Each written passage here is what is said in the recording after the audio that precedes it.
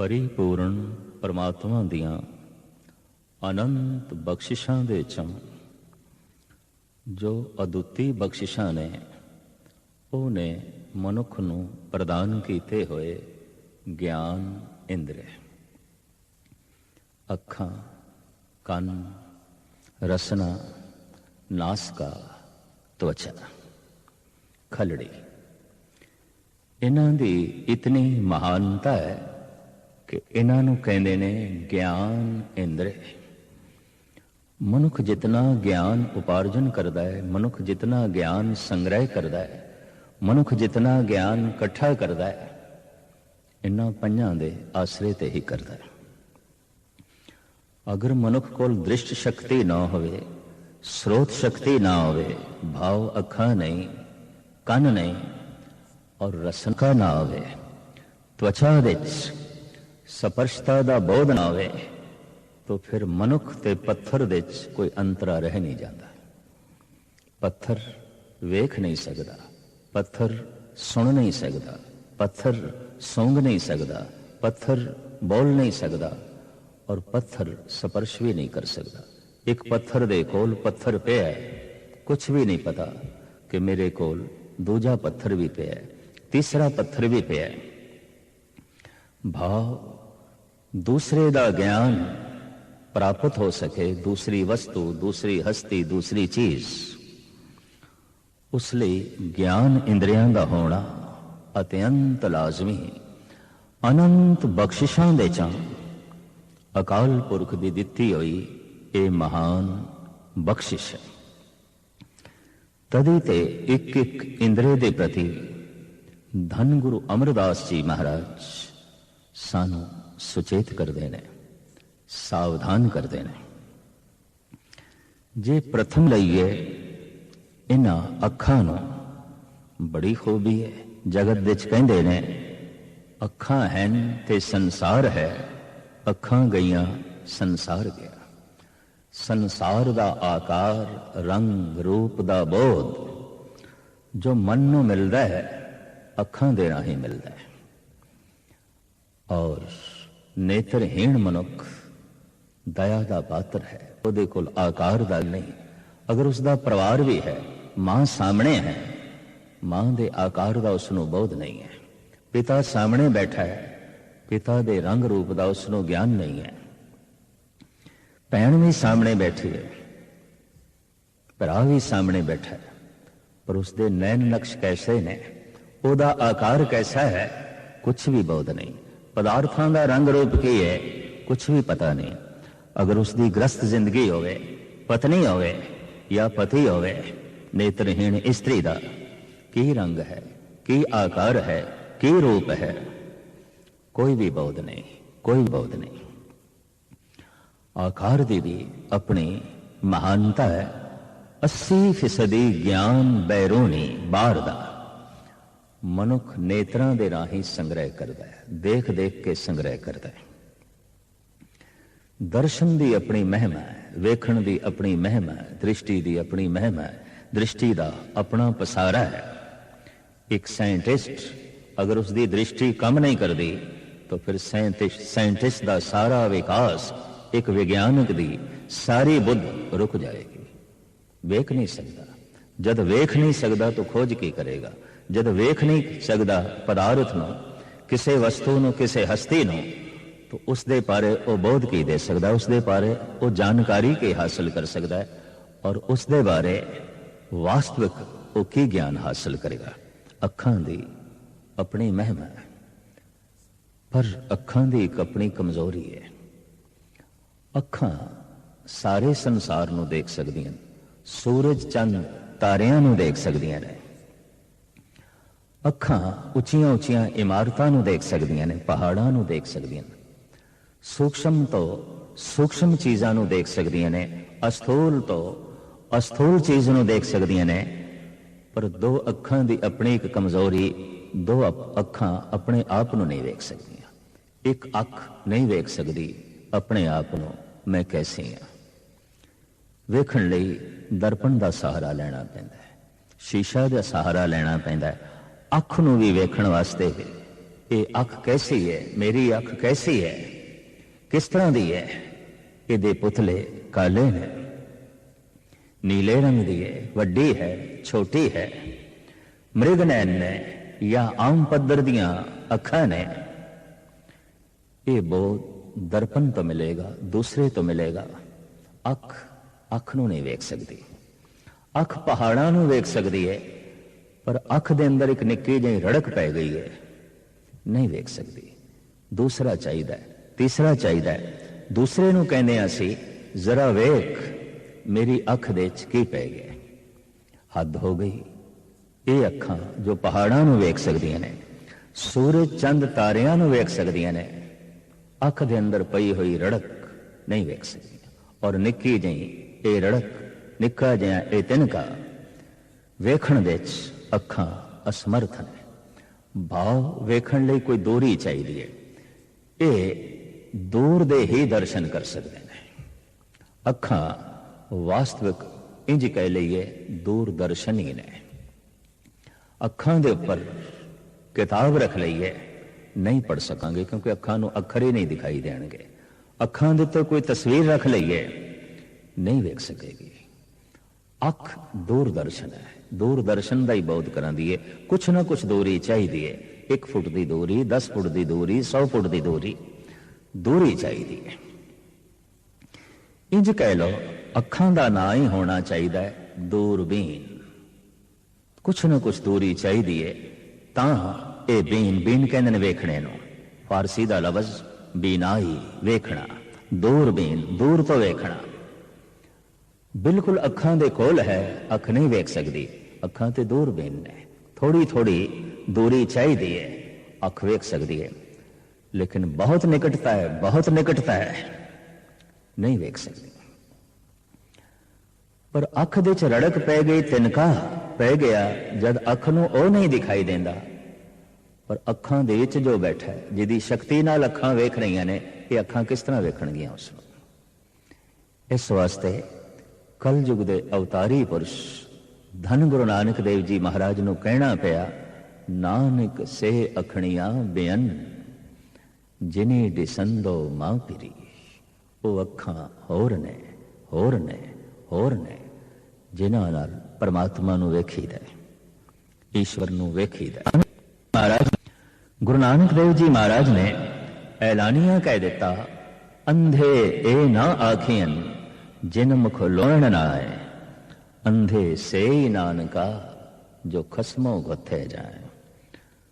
बिल्कुल उन्होंने अंधा ना आखो जिन्होंने पदार्थ नहीं दिखाई देंदे, दूर दियां चीज़ां नहीं दिखाई देंदियां, वस्तुआं नहीं दिखाई देंदियां, मनुख नहीं दिखाई देंदे, संसार नहीं दिखाई देंदा।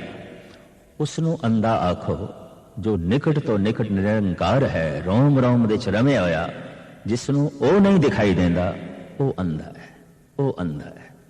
इंज कह लो एक दूर दे तल दा अंधा है, एक निकट दे तल दा अंधा है। ये दूर दे तल दे अंधे दूरदर्शन, जिन्होंने दूर दियां चीज़ां दिखाई दे सकन, इस तरह दे अंधियां दी तादाद संसार दे च बहुत ज्यादा नहीं है, बहुत ज्यादा नहीं है, थोड़े ने, थोड़े ने। सारी दुनिया दे अंधियां दी गिनती करिए ते दुनिया दी कुल आबादी दा 1% हिस्सा भी नहीं बनते। बहुत थोड़े ने, बहुत थोड़े ने, बहुत थोड़े ने जिन्होंने दूर दे दर्शन नहीं होते,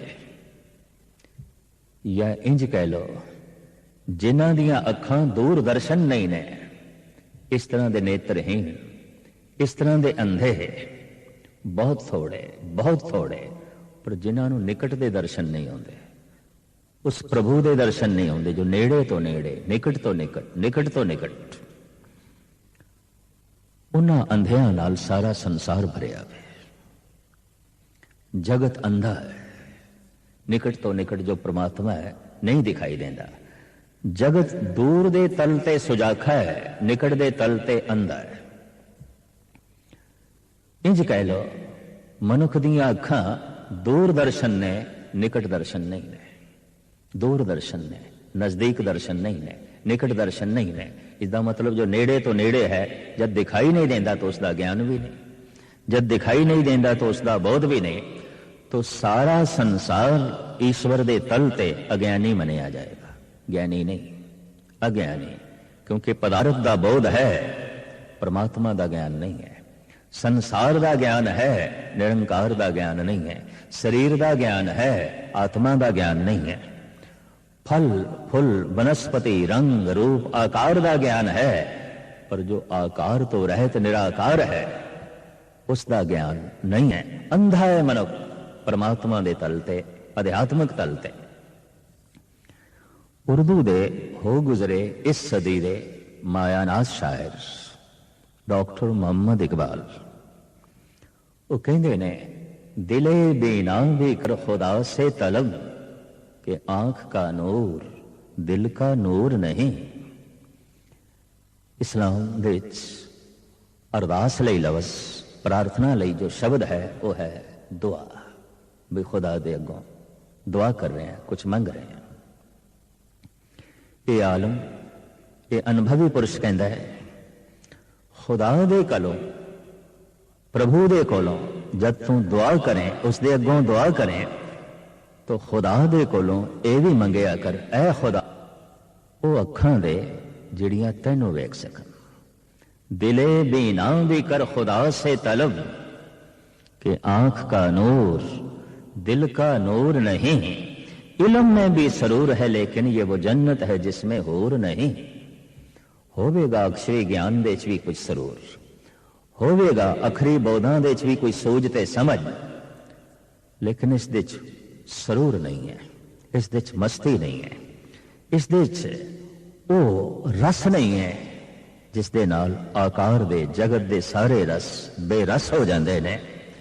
तो ये आलम कहता है, मंगया कर उस अख नूं जो निकट तो निकट है, देख सके। जगत दे सारे संबंध भी दूर ने और कई दफा ते बहुत दूर चले जाते हैं।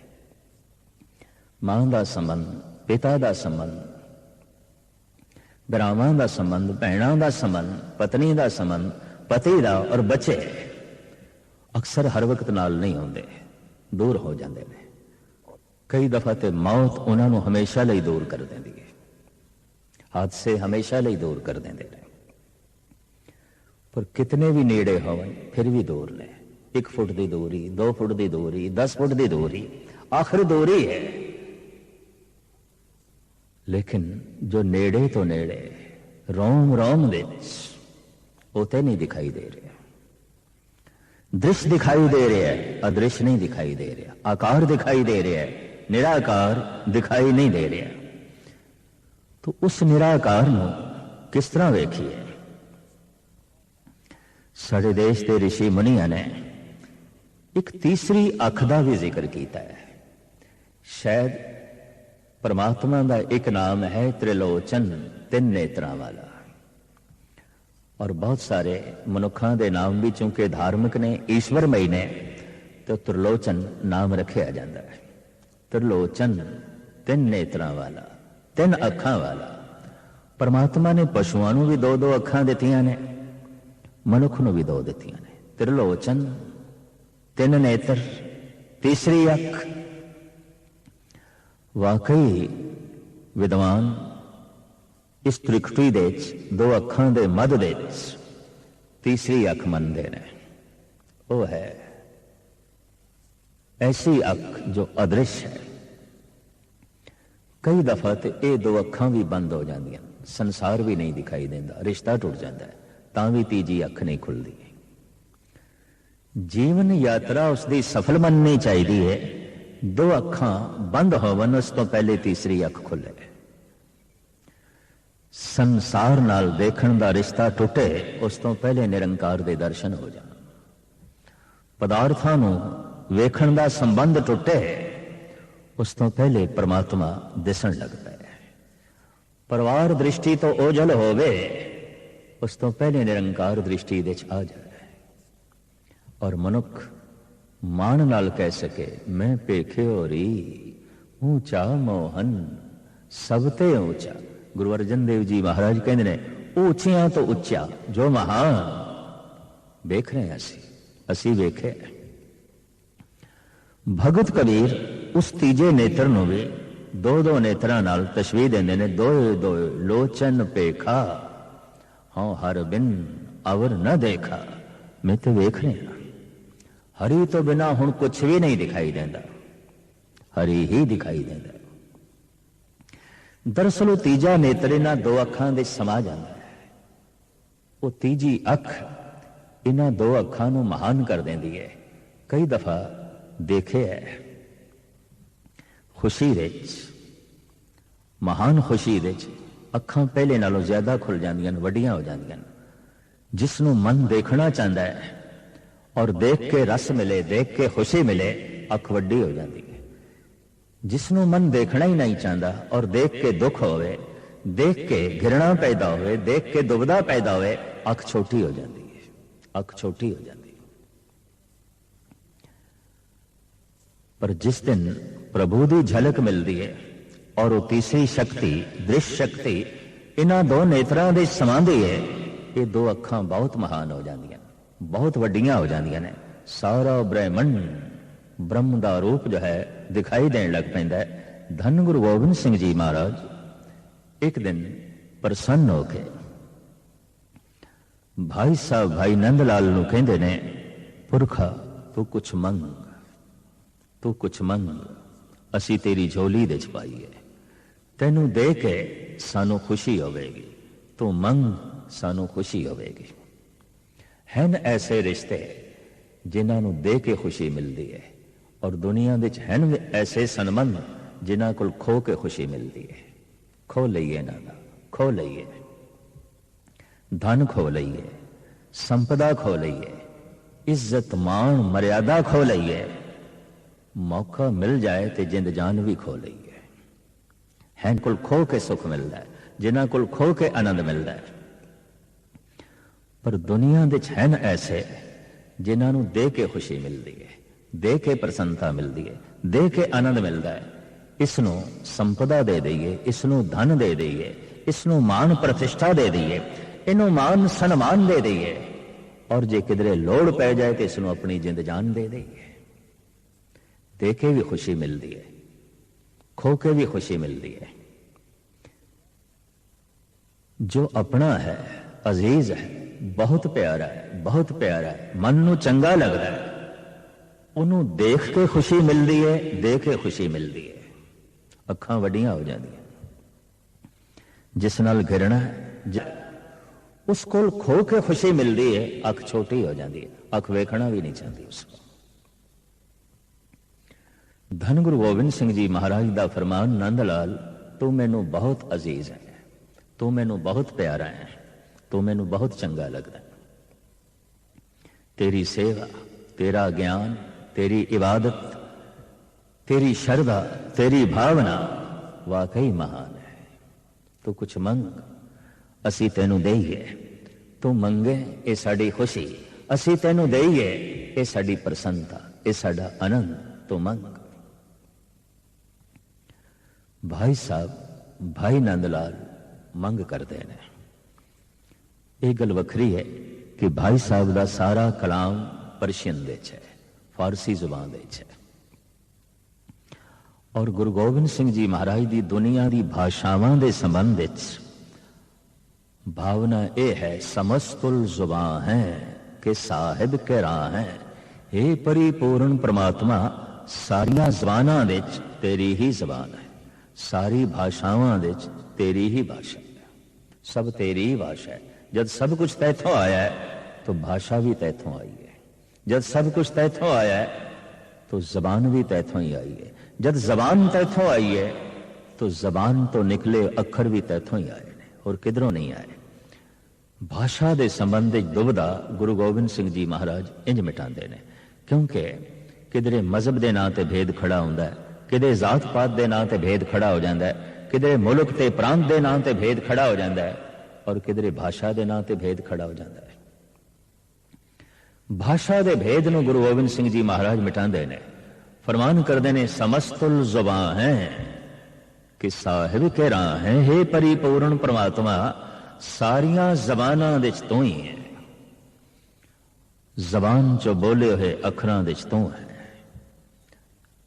और निकली हुई आवाज धुन ये तू ही है। भाई साहब भाई नंद लाल उन्होंने जो जुबान है वो पर्शियन है, फारसी है।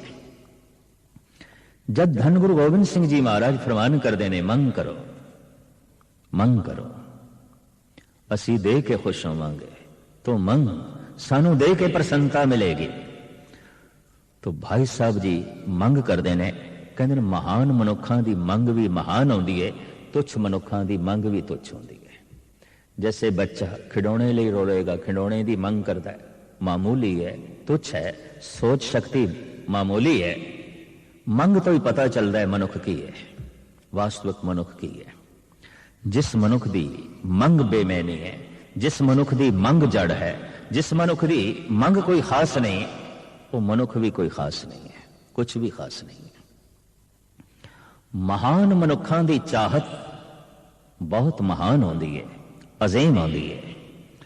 तो भाई साहब भाई नंद लाल अपनी मंग जगत दे दाते सर्वशक्तिमान धन गुरु गोबिंद सिंह जी महाराज दे अगों रखते ने, या इलाही चश्मे बीना ए बेदे दर सरम अज इश्क सौदा ए बेदे।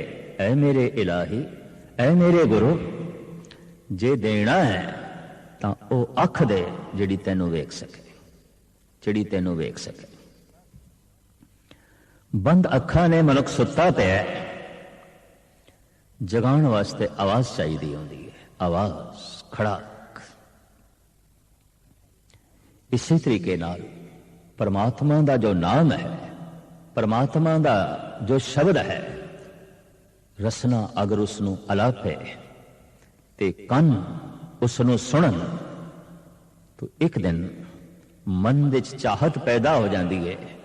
जिसनू सुन रहे हैं, जिस तो मन प्रभावित है, उन्होंने वेखिए। सुन सुन नाम तुम्हारा प्रीतम प्रपे खण का जाओ।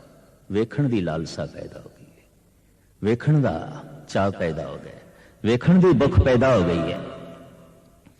जैसे जैसे जप करदियां अंदर दियां शक्तियां जागदियां ने, और एक दिन वाकई अखां पूरियां खुल जांदियां ने, और जैसे खुलदियां ने फिर संसार नहीं दिखाई देंदा, निरंकार। फिर पदार्थ नहीं दिखाई देंदे, परमात्मा। फिर परिवार नहीं दिखाई देंदा, फिर निरंकार दिखाई देंदा है। मां दे विच प्रभु की झलक मिलती है, पिता दे विच प्रभु की झलक मिलती है। जैसे कि धन गुरु अर्जन देव जी महाराज फरमान कर रहे ने, मात पिता सुत बंदप भाई नानक होवा पार ब्रह्म सहाई। ए परिपूर्ण परमात्मा, हुण ते मां दे रूप विच भी तू दिखाई देना। मैं छोटा सी, मासूम सी, कमजोर सी, तू मां दे रूप विच मेरा सहारा बनया। पर जद मैं बुढ़ा बन गया, कमजोर हो गया, लागर हो गया, तो पुत्र दे रूप विच मेरा सहारा बनया। किधरे पत्नी दे रूप विच मेरा सहारा बनया, तू पति दे रूप विच मेरा सहारा बनया। तू पुत्रां दे रूप विच मेरा सहारा बनया, तू भरावां दे रूप विच मेरा सहारा बनया। परिवार विच निरंकार दिखाई दे रहा है, पदार्थां विच निरंकार दिखाई दे रहा है। सारा ब्रह्मंड ब्रह्म का जो है रूप दिखाई दे रहा है। धन गुरु अमरदास जी महाराज फरमान करते ने, ए नेत्रो मेरेओ हर तुम में जोत धरी, हर बिन अवर न देखो कोई नदरी हर निहालिया। अखां नूं उपदेश कर रहे ने धन गुरु अमरदास जी महाराज बिरद बाबा। हे अखियो, प्रभु तो बिना और कुछ ना देखना। धन गुरु नानक देव जी महाराज तो इत्थे तक कहते हैं, अखी प्रेम कसाइया हर हर नाम पिखन, जे कर दूजा वेख दे जन नानक कढ़ दे चन। अखां विच इतना प्रेम, हर पासे हरी हरी हरी, पर जेकर दूजा वेख दे, गुरु नानक देव जी महाराज फरमान करते हैं, ए अखियो ते होर नूं देखिया, थानू कुछ होर कढ़ दे चन, कढ़ देना चाहिए ना, की लोड़ है इन्हां दी। अखां उस दिन महान हो जांदियां ने जब जर्रे जर्रे च प्रभु दिखाई देने लगता है। अखां उस दिन महान हो जांदियां ने जब शरीर दे रोम रोम विच परमात्मा दिखाई देने लग पैंदा है। इसे नूं कहंदे ने अध्यात्मक दृष्टि। इसे नूं कहंदे ने गुरमत दर्शन, इसे नूं कहंदे ने गुरु दी अख प्राप्त हो गई, प्रभु दी अख जो है प्राप्त हो गई। ऐसी अखां दे च पवित्रता होगी, ऐसी अखां दे च मासूमियत होगी और ऐसी अखां दे च अमृत होगा। तदी ते कहंदे ने अमृतमयी दृष्टि दे च अमृत आ गया। ये हुण जिथे तक वेखदा है, इहदे वेखण दे नाल भी अमृत दी वर्षा हुंदी है। ये जिथे तक वेखदा है, वेख के भी कईयां नूं निहाल करदा है। जैसे कि पातशाह दी बाणी कहंदी है, नानक नदरी नदर निहाल, वेख के ही निहाल कर देता है। वाकई अखां दे च अमृत होवे, मासूमियत होवे, पवित्रता होवे, हिरदे दे च दया होवे। इस तरह की दया फिर अखां दे राही प्रगट होंदी है।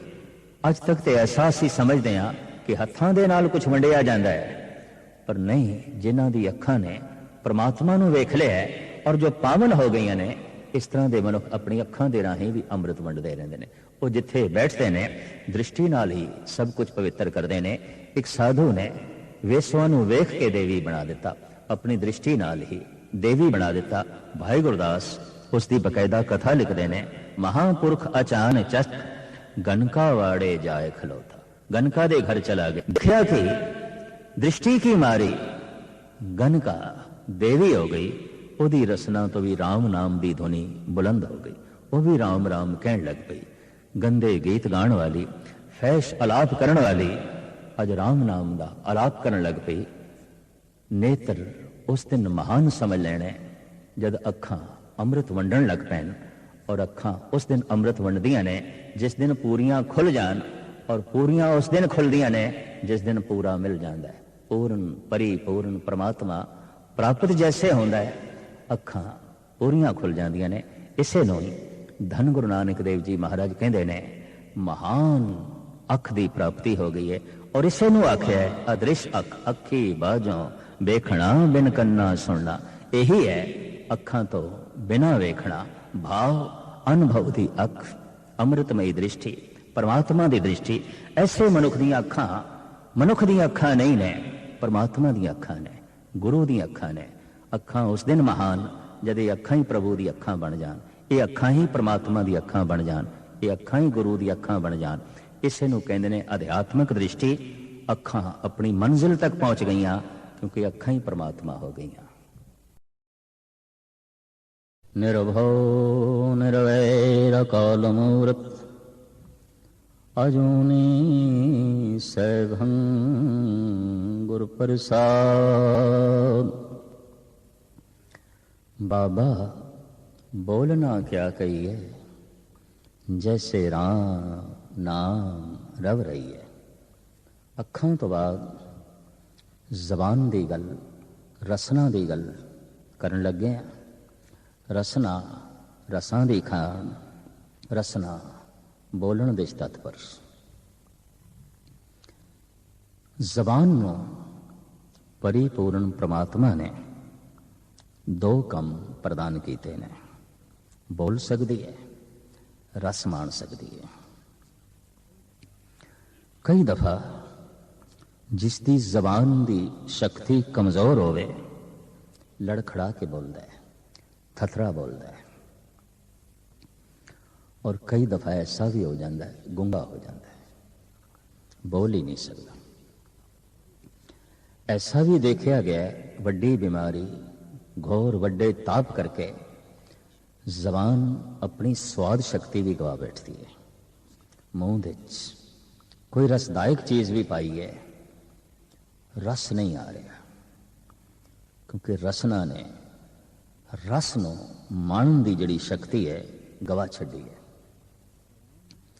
जबान अपने विच ये दो शक्तियां रखती है, बोलना, रस माणना।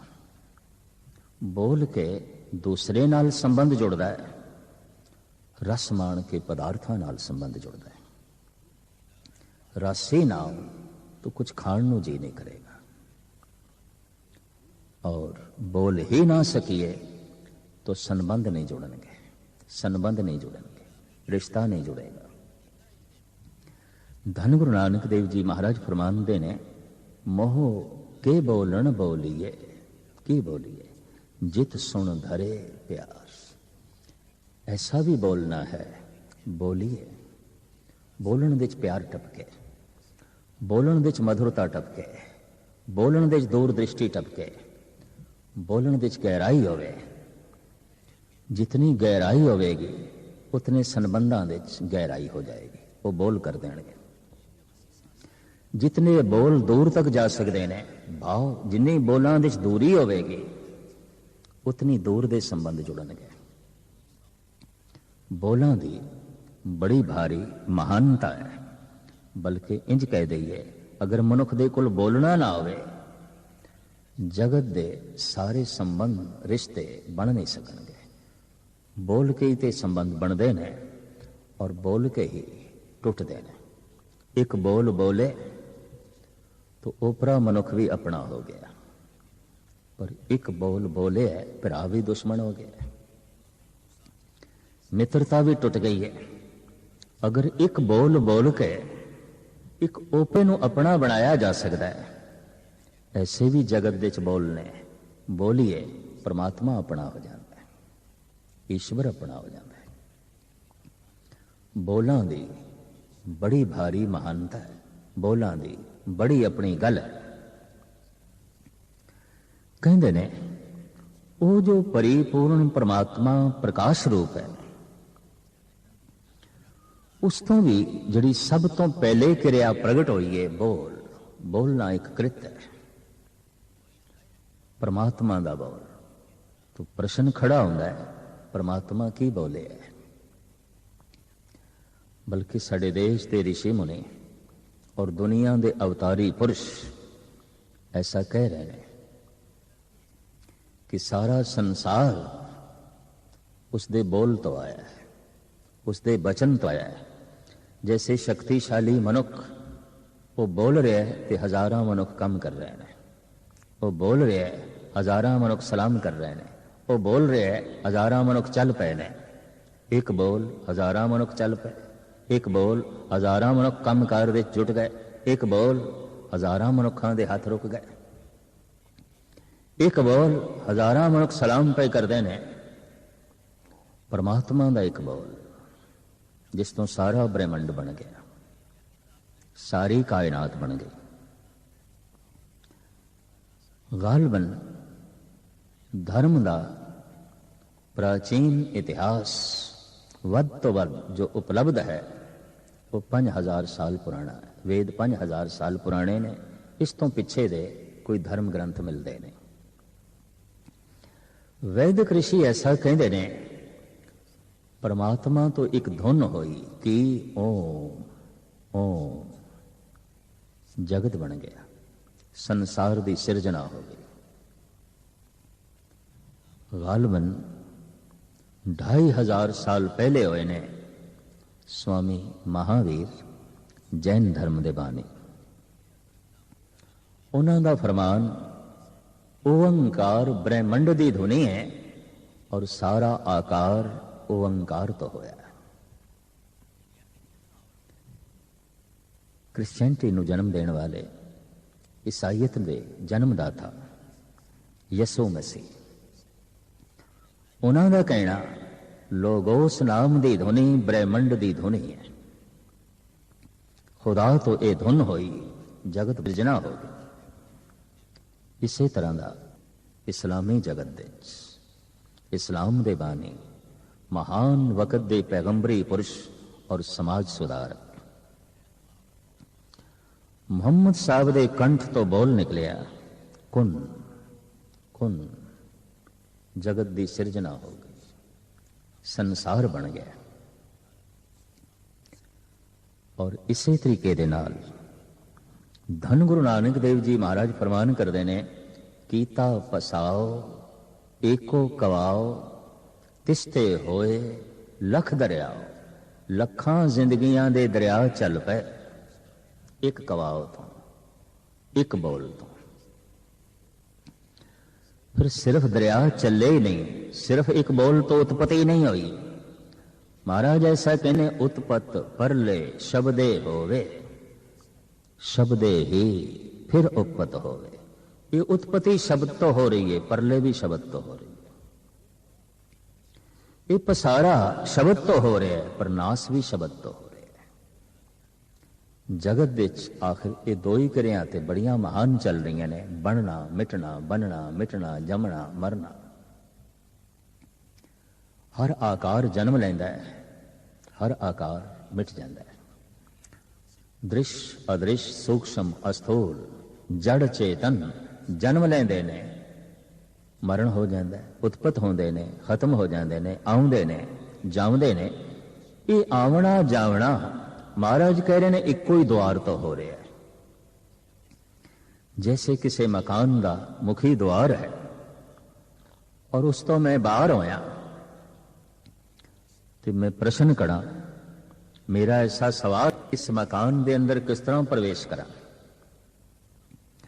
ਤੋ ਸਿਆਣਾ ਮਨੁੱਖ ਮੈਨੂੰ ਇਹੀ ਆਖ ਸਕਦਾ ਹੈ, ਜਿਸ ਤਰ੍ਹਾਂ ਜਿਸ ਦੁਆਰ ਦੇ ਰਾਹੀਂ ਤੂੰ ਬਾਹਰ ਆਇਆ ਹੈ, ਇਸੇ ਰਾਹੀਂ ਅੰਦਰ ਚਲਾ ਜਾ। जैसे किसी महल का मुख द्वार एक है और आवना जावना उस एक द्वार तो हो रहा है। शब्द तो ही उत्पत्ति हो रही है, शब्द तो ही परले हो रही है, शब्द ही ऐसा द्वार है संसार का आवना जावना हो रहा है। उत्पत परले शब्दे होवे, शब्दे ही फिर उपत होवे, शब्द द्वार है। सिख धर्म दे शब्द गुरु मान लिया गया। द्वार जो होया, द्वार है घर दे प्रवेश का एक जरिया। दीवार ही दीवार होवे, द्वार होवे ही ना, तो ग्रह दे प्रवेश किस तरह करांगे? जिस दा द्वार ही नहीं, उते कब्र होवेगी, घर नहीं होवेगा। उते मड़ी होवेगी, घर नहीं होवेगा। द्वार करके वो घर कहलाता है, क्योंकि उहदे च आमना जावना है। अंदर बैठे हुए बाहर नहीं आ सकते और बाहर गया होया अंदर प्रवेश नहीं कर सकता है, ये तो कब्र बन गया। ये कोई ग्रह थोड़ी है। घर नो घर बनांदा है द्वार, द्वार करके घर दी महिमा। और कहंदे ने द्वार तो ही घर की अजमत का पता चलता है। इस वास्ते वड्डे घरां दे दरवाजे वड्डे, महान घरां दे द्वार वड्डे। प्राचीन काल तो राजे महाराजे नवाब बादशाह आलम फाजल धनाट अपने दरवाजियां नो, मुख द्वार नो इतना शिंगारदे सन, इतना सजांदे सन, लोकी घर का अंदाजा द्वार तो लांदे सन।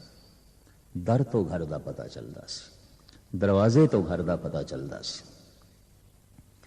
अज भी असी अपने देश दे राजस्थान दियां हवेलियां देख सकते हैं, महल देख सकते हैं।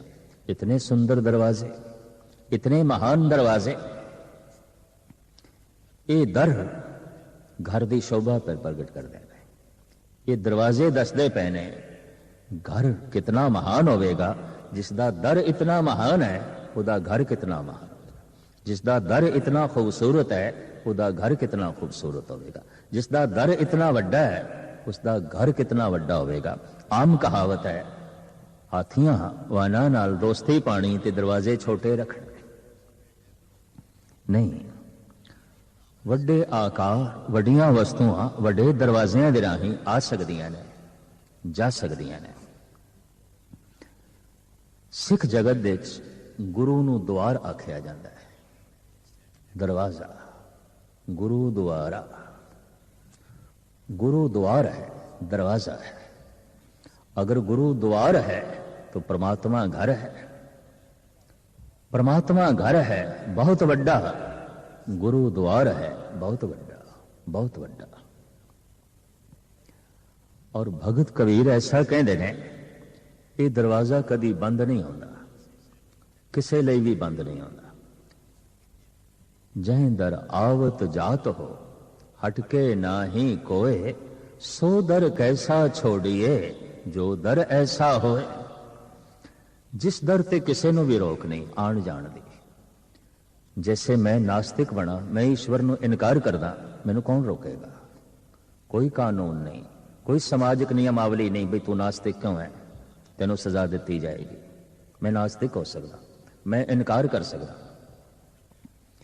मैं कह सकदा मैं इस दरवाजे दे प्रवेश नहीं करना,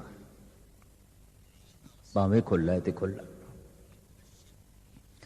कोई नास्तिक यह कहता है मैं इस दरवाजे दे प्रवेश नहीं करना, कोई भगत ते संत कहता मैं इस घर तो हुण बाहर निकलना ही नहीं, अंदर ही रहना, प्रभु दे विच रहना है, परमात्मा दे जो है रहना है।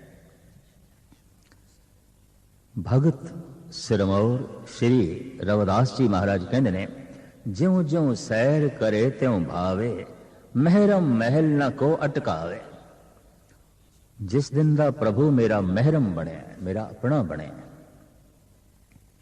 हुण मेनू समझ आ गई है उस दे महल दा जिहड़ा द्वार है उस ते अटक नहीं है, किसी नू रोकिया नहीं जाता, आवना जावना खुला है। जै दर आवत जात हो हटके ना ही कोय, सो दर कैसा छोड़िए जो दर ऐसा होए। जैसे जैसे दरवाजा वड्डा होवेगा, महल वड्डा होवेगा, वो दरवाजा बहुता बंद होवेगा, किसे किसे वक्त खुलेगा और किसे किसे लिए खुलेगा, हर एक लिए खुला नहीं है और हर वक्त भी खुला नहीं है, क्योंकि महल बहुत वड्डा, दरवाजा बड़ा महान। जितना वड्डा पहरा, जितना वड्डा घर, उतना ही ज्यादा दर बंद। वो दर खुलदा है किसे किसे वक्त, वो दर खुलदा है किसे किसे लिए, हर वक्त खुला नहीं है और हर एक लिए खुला नहीं है। भगत कबीर कहते ने परमात्मा दा दर हर वक्त खुला है, कदी बंद होंदा ही नहीं, और परमात्मा दा दर हर एक लिए खुला है, ये नहीं किसी लिए बंद ते किसी लिए खुला, हर वक्त खुला है और हर एक लिए खुला है। जै दर आवत जात हो हटके ना ही कोय, सो दर कैसा छोड़िए जो दर ऐसा होए। ऐसा एक बोल है तू प्रवेश कर सकता है प्रभु दे अंदर, और ऐसा एक बोल है तू दूर जा सकता है, बहुत दूर जा सकता है। मिथ्या बोल, कौड़ा बोल, गाल कड, कुरख्त बोल, दूर चला जाएगा, दूर चला जाएगा। मिठा बोल जगत नाल, तू प्रभु दे दर दे नेड़े आ गया, और ऐसा बोल जो प्रभु नू चंगा लगे तू दर दे प्रवेश कर गया। बोलना ही प्रवेश है, बोलना ही निकास है। ये इंट्रेंस और एग्जिट एक कोई है।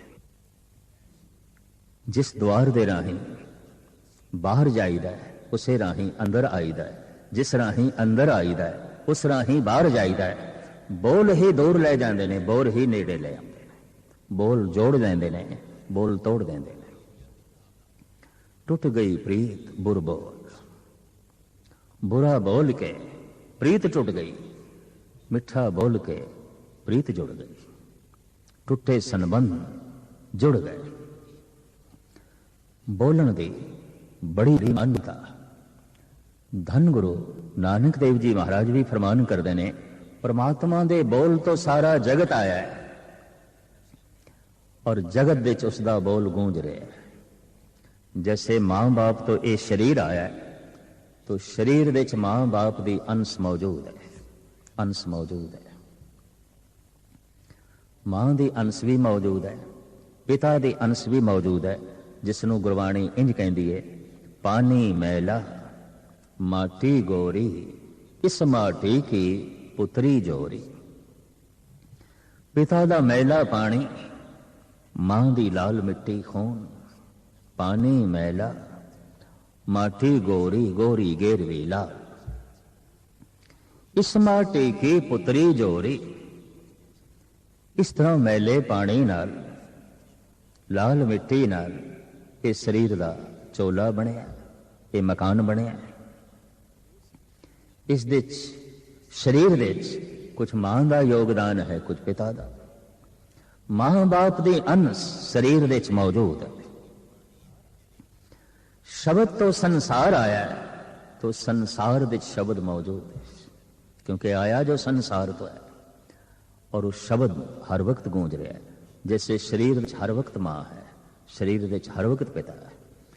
ਪਿਤਾ ਦੀ ਅੰਸ਼ ਨੂੰ ਅਸੀਂ ਆਪਣੇ ਸਰੀਰ ਦੇ ਚੋਂ ਕੱਢ ਨਹੀਂ ਸਕਦੇ। ਮਾਤਾ ਦੀ ਅੰਸ਼ ਨੂੰ ਅਸੀਂ ਆਪਣੀ ਕਾਇਆ ਦੇ ਚੋਂ ਕੱਢ ਨਹੀਂ ਸਕਦੇ। ਬ੍ਰਹਿਮੰਡ ਦੇ ਚੋਂ ਪ੍ਰਭੂ ਦੇ ਬੋਲ ਨੂੰ ਅਸੀਂ ਕੱਢ ਨਹੀਂ ਸਕਦੇ, ਕਿਉਂਕਿ ਬ੍ਰਹਿਮੰਡ ਆਇਆ ਹੀ ਬੋਲ ਤੋਂ, ਸਾਰਾ ਆਕਾਰ ਆਇਆ ਹੀ ਬੋਲਾਂ ਤੋਂ ਹੈ, तो ना बोला किस तरह कढ़िया जाएगा। तो वैदिक ऋषि कहते ने ओ बोल सी ओम। स्वामी महावीर कहते ने ओ बोल सी ओ अंकार। ईसा कहते ने ओ बोल सी लोगोस। महान पैगंबरी पुरुष मोहम्मद साहब कहते ने बोल सी कुन। धन गुरु नानक देव जी महाराज कहते ने बोल सी ओंकार। ये सारे अवतारी पुरुषों ने वख-वख शब्द की गल क्यों की है, वख-वख आवाज की गल क्यों की है? इसके उत्ते मैं एक उदाहरण देना हूं। बारिश हो रही है मूसलाधार, वेड़े दे बाहर थाल पिया, थाली पई है, लोटा पिया, बाल्टी पई है, गिलास पे सारियां दे बरखा दा पानी प्रवेश कर रहा है। थाल दे बाल्टी दे गिलास दे लोटे दे। गिलास भी भर गया, लोटा भी भर गया, थाल भी भर गया, बाल्टी भी भर गई, घड़ा भी भर गया। बरसात दे पानी ने बाल्टी दे कुछ होर आकार बनाया है, घड़े दे कुछ होर आकार बनाया है, गिलास दे उसने कुछ होर आकार बनाया है, थाली दे कुछ होर बनाया। भांडियां करके पानी का आकार अलग अलग हो गया। पानी तो वही है, जो घड़े दे पानी है वही बाल्टी दे है, जो बाल्टी दे है वही गिलास दे है, और जो गिलास दे है वही लोटे दे है। बर्तनों का आकार अलग अलग होने करके पानी का आकार अलग अलग बन गया। हिरदा हर एक दा अलग अलग है, अकल सब दी अलग अलग है, समझ सब दी अलग अलग है, संस्कार सारियां दे अलग अलग ने, ते करीबन करीबन मादरी जुबान भाषा भी सब दी अलग अलग है। जैसे कि मोहम्मद साहब बोले अरबी दे, ईसा बोले हिब्रू दे, वैदिक ऋषि बोले संस्कृत दे, और महावीर बोले पाली दे, गुरु नानक बोले प्राकृत दे। भाषा भी अलग अलग है, हिरदे की बनतर भी अलग अलग है, हर एक दी जुबान भी अलग अलग है। भांडियां दे आकार अलग अलग होने करके किधरे ओम बन गया, किधरे ओंकार बन गया, किधरे लोगोस बन गया, किधरे कुन बन गया, किधरे राम बन गया, किधरे होर अनेका तरह के नाम बन गए। धन गुरु नानक देव जी महाराज भी कहते ने वो मूल शब्द है ओंकार। इस वास्ते गुरु नानक की रचना तो जो पहला शब्द निकले है ओंकार। गुरु ग्रंथ साहब जी महाराज का जो पहला शब्द है एक ओंकार, वही एक धुन जो परमात्मा तो प्रगट हुई, और उसी धुन तो सारा जगत बने। इसनों धन गुरु गोबिंद सिंह जी महाराज फरमान करते हैं ओंकार आद कथनी अनाद। अनादि कथनी केड़ी है? पहले तो भी पहला बोल केड़ा है? ओंकार। इसे तो ही जगत होया, इसे तो ही संसार होया। धन गुरु गोबिंद सिंह जी महाराज ओंकार आद कथनी अनाद कहते हैं ओंकार आद मिठे ताए न माना। जिन्हों लिख दिता जाता है, मिटा दिता जाता है, ओंकार ये नहीं। ओंकार ब्रह्मंड की ध्वनि है, उसे तो सारा जगत होया। कबीर के हृदय ने जो पकड़े है ओंकार, गुरु नानक के हृदय ने जो पकड़े है ओंकार, धन गुरु गोबिंद सिंह जी महाराज के हृदय ने जो पकड़े है ओंकार, स्वामी महावीर के हृदय ने जो पकड़े है ओंकार। और गुरु गोबिंद सिंह जी महाराज ते ऐलानिया कहते ने ओंकार आद कथने अनाद खल खंड ख्याल गुरभर आकार। हे परिपूर्ण परमात्मा, तेरा सब तो पहले दा बोल जो ब्रह्मंड की ध्वनि पहली आवाज की ओंकार, इसे तो ही जगत होया, एक बोल इतना शक्तिशाली, उसे तो धुंध हो गई। यही धुंध समा पाके पानी बन गई, यही पानी ठोस जीवन धारण कर गया, और यही ठोस मिट्टी पत्थर विकास करते करते बनस्पति की शक्ल अख्तियार कर गया। बनस्पति चलती चलती कीड़े मकोड़े पशु पक्षी बन गई, और पशु पक्षी अनंत काल तक चलते रहे, विकसित होंदे रहे, मनुख बन गए। ते मनुख भी कदी अपना पूर्ण विकास कर लेंदा है, परमात्मा का रूप हो जाता है, देवता हो जाता है, संत हो जाता है, परमात्मा का रूप हो जाता है। और लोग कहते ने मनुख नहीं है, ये तो हुण परमात्मा है, ये तो हुण ईश्वर है। शब्द तो सारा आकार आया, और सब तो चेतन आकार है मनुख। शब्द दे राही उस परमात्मा दे प्रवेश करेगा, और जिहड़े प्रवेश कर जाते हैं वो कह देंदे ने असी हुण उसे दा ही रूप हाँ। जैसे धन गुरु तेग बहादुर साहब जी महाराज दा बोल, गुर कृपा जय नर को कीनी, ते ए जुगत पछानी, नानक लीन भयो गोबिंद स्यों, ज्यों पानी संग पानी। जिस तरह सरिता सागर दे लीन होके सागर हो गई, असी गोबिंद दे लीन होके गोबिंद हो गए। भगत कबीर भी ऐसा कहते हैं, अब तो जाए चढ़े सिंहासन, मिले हैं सारंग पानी, राम कबीरा एक भय है, कोई से पछानी। हुण कबीर ही राम हो गए। राम दा जो द्वार सी शब्द, उहदे च प्रवेश करके भगत कबीर कहते असी राम हो गए, असी राम दा रूप हो गए। तो जैसे मां बाप तो ये शरीर आया है, शब्द तो ये ब्रह्मंड आया है। अगर शब्द तो ब्रह्मंड आया है तो शब्द दे राही वापस जाएगा। इस वास्ते गुरु नानक देव जी महाराज कहते ने, मोह के बोलन बोलीए, रसना बड़ी महान है। एक कुछ ऐसा बोले प्रभु नाल संबंध जुड़ जाता है, उस अनादि परमात्मा दे प्रवेश मिल जाता है, पर ये बोल दूर भी ले जाणगे। मनुख एक बोल ऐसा बोल देंदा है, मां तो दूर हो जाता है, रिश्ता टूट जाता है। एक बोल ऐसा बोल देंदा है, पत्नी ने बोले है कि पति ने बोले है, तलाक तक नौबत चली गई है। सियाणे कहते ने, लड़ाई झगड़ियां दे बेशतर कारण, नवे सदी कारण ये रसना है, ये जमान है। चाहे परिवारिक झगड़े ने, चाहे मुल्की झगड़े ने, चाहे कौमी झगड़े ने, झगड़ियां दे नवे सदी जो आधारशिला है वो जबान रखती है। बोलना तो होंदा है। एक बोल ही बोलिया द्रौपदी ने महाभारत दा युग, ये अंधे दा अंधा है, धृतराष्ट्र अंधा, दुर्योधन उस अंधे पिता दा पुत्र, और द्रौपदी दी जबान तो बोल निकल रहा है, ये अंधे दा अंधा है। इस एक बोल ने इतना बड़ा महाभारत करा दिता। एक बोल ने, एक शब्द ने। कई दफा ग्रह कलेश नूं लईए, कई दफा कौमी टकराओ या मुल्की टकरावां नूं भी लईए, ठीक है, अनेक तरह के स्वार्थ होणगे, लेकिन 90% टकराव का कारण तो बोल ही है। मुदतां दी बनी हुई मित्रता दुश्मनी दे बदल गई, दोस्ती दुश्मनी दे बदल गई, पति पत्नी दे संबंध तलाक तक जा पहुंचे। एक बोल संसारिक रिश्तियां नूं धर्म भरम कर देंदा है, एक बोल मनुख नूं परमात्मा तो भी दूर ले जाता है। इस वास्ते साहिब कहते ने, की बोलीए मोह के बोलन बोलीए, जित सुन धरे प्यार की बोलीए। तो गुरु नानक देव जी महाराज कहते अमृत वेला सच नाम वड्याई विचार, अलल सुबह ब्रह्म मुहूर्त विच उठ के तू अपनी जबान दे नाल सिर्फ परमात्मा दे नाम दा ही आलाप कर, बाकी गल छोड़, सिर्फ उस दे नाम दा बोल ही बोल।